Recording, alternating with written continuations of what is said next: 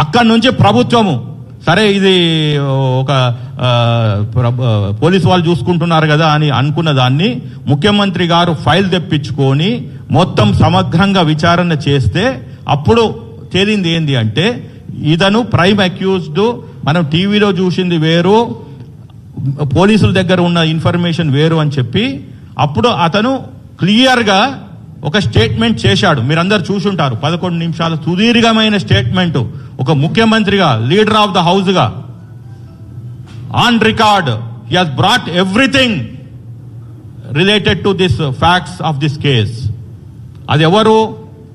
MIM floor leader Akbaruddin Owaisi, who is the senior most in this house. ఆయన ప్రోటామ్ speaker కూడా చేశాడు.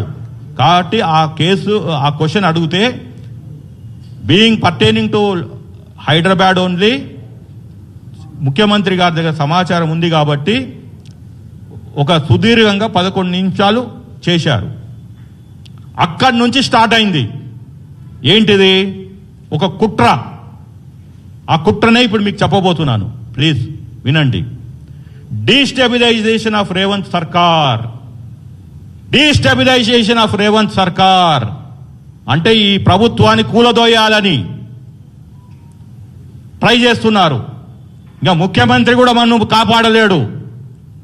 కాబట్టి ఆ సినిమాలో ఏం చెప్పారో, ఏమి చేశారో మీరు చూసుంటారు.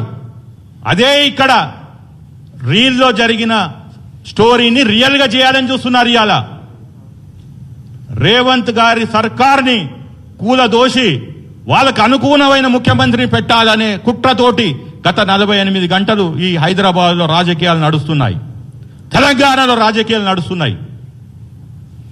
ఎవరైతే తెలంగాణ బ్రాండ్ అంబాసిడర్ అనుకుంటున్నారో, ఉద్యమం చేసినామంటున్నారో, ఇవాళ వాళ్ళు ఎక్కడున్నారు? కల్వకుంట్ల కవిత ఎక్కడుంది? 20 రోజులైంది. తెలంగాణ తల్లి రూపాన్ని మార్చారని నువ్వు మరో ఉద్యమం చేస్తారంటున్నావు. కల్వకుంట్ల కవిత గారు, ఇవాళ రేవతి గారు మహిళ, ఒక సామాజిక వర్గం, ఆర్యవైశ్య, నెలకి 15-20 వేలు వచ్చే కుటుంబం, ఆమెను పరామర్శించడానికి పోలేదు. ఇవాళ బతుకమ్మ తెలంగాణ తల్లి చేతుల్లో నెత్తిమిన్నో కాదు, బతుకు అమ్మా అని మీరు కిడ్స్ ముందర బతుకమ్మ ఆడాలి. బతుకమ్మ అక్కడ ఆడితే తెలంగాణ తల్లి దీవెనలతోటి ఆ బాలుడు బయటకు వస్తాడు. అది స్టోరీ. 11 మంది 12 మంది ఒక కుటుంబంలో కోల్పోతే వచ్చే వాళ్ళు బతుకుతారు అని చెప్పి పెట్టిన పేరే బతుకు అమ్మా.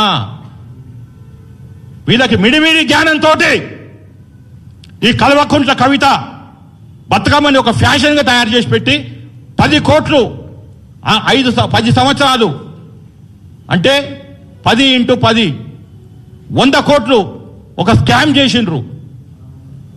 ఎయిర్పోర్ట్లో, రైల్వే స్టేషన్లో, హైదరాబాద్లో మొత్తం న్యాచురల్ ఫ్లవర్స్ కాకుండా ప్లాస్టిక్ ఫ్లవర్స్ పెట్టి ఈ బతుకమ్మని పండుగని ఒక అపహాస్యం చేశారు.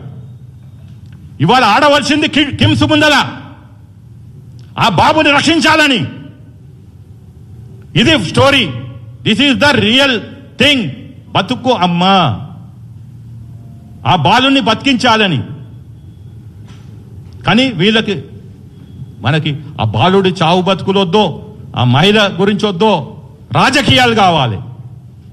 What non sense is this?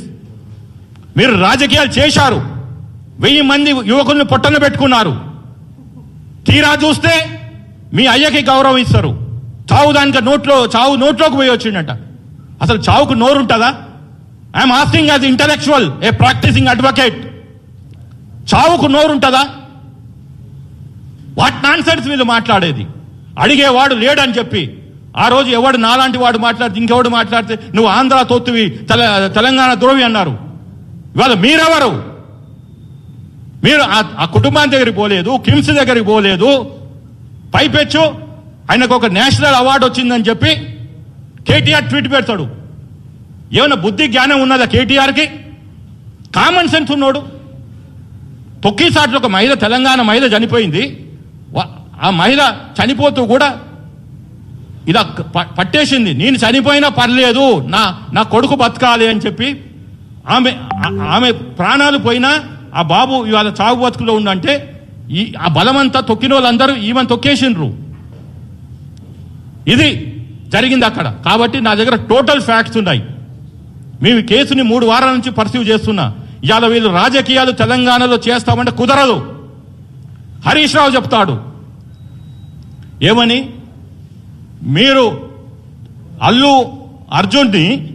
Allu Arvind ఫ్యామిలీని టార్గెట్ చేస్తే సినిమా ఇండస్ట్రీ పోతుంది, బ్రాండ్ హైదరాబాద్ దెబ్బతింటది, రేవంత్ రెడ్డి గారు అనే ఉచిత సలహా ఒకటి పడేస్తున్నాడు.